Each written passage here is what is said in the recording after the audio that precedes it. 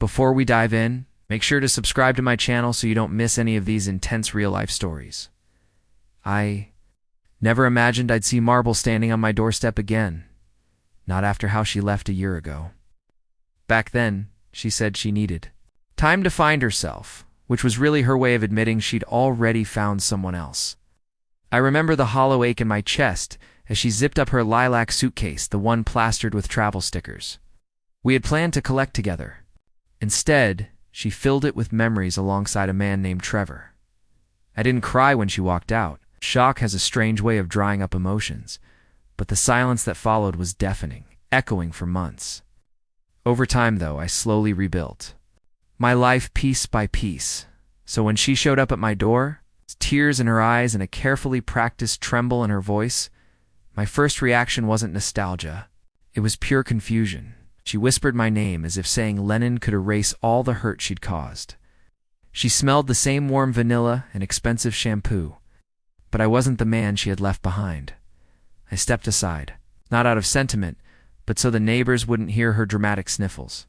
She moved through my apartment like she'd never forgotten the layout, tracing her fingers over the sofa as if it were still hers.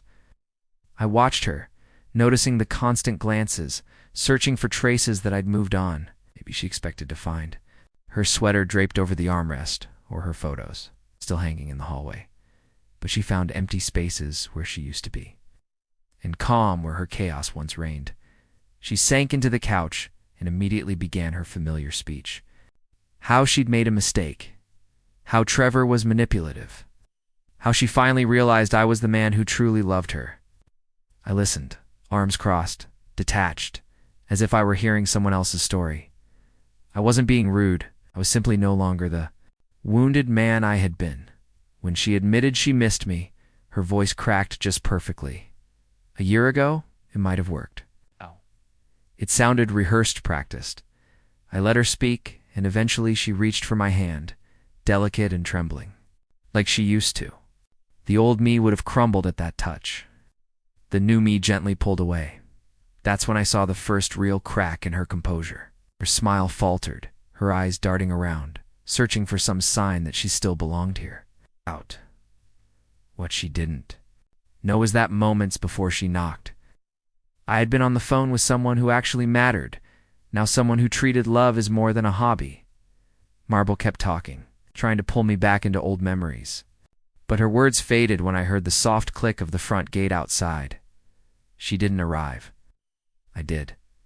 My heartbeat remained steady. Marble glanced toward the sound, confused, then back at me, too late to react. I didn't warn her. I didn't know her. The front door opened, and there she was. Juniper, calm, confident in her soft way, carrying a book she had borrowed a few days ago.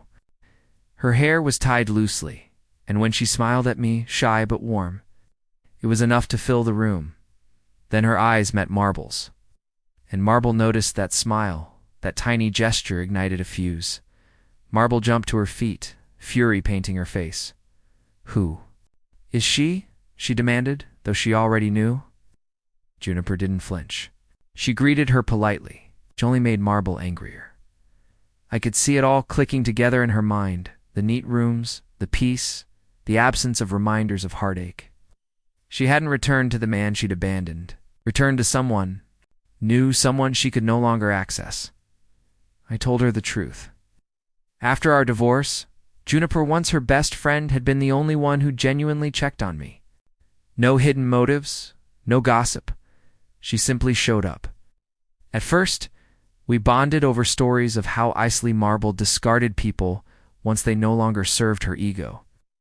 Then understanding became connection, and connection became something neither of us forced, a beautiful, genuine bond. Marble's face twisted. Not with heartbreak, but with disbelief, the kind that bruises pride more than the heart. She tried to blame Juniper for stealing me, but I reminded her she wasn't stolen.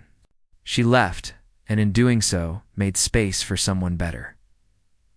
Juniper stepped closer, not possessively, just naturally, as if she belonged there. Her presence alone answered every question Marble didn't dare voice.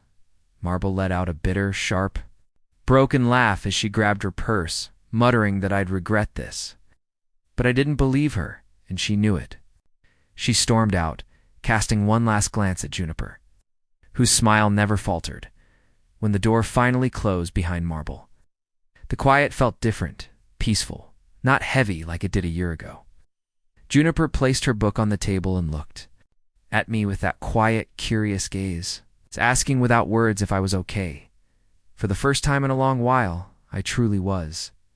She didn't smile because she'd won anything. She smiled because Marble no longer had a place in my life.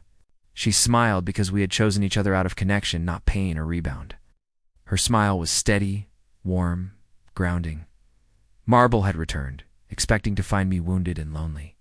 Instead, she found me whole, standing beside someone who treated love the way it deserved, gently, consistently, and without fear. And that was something she could never take.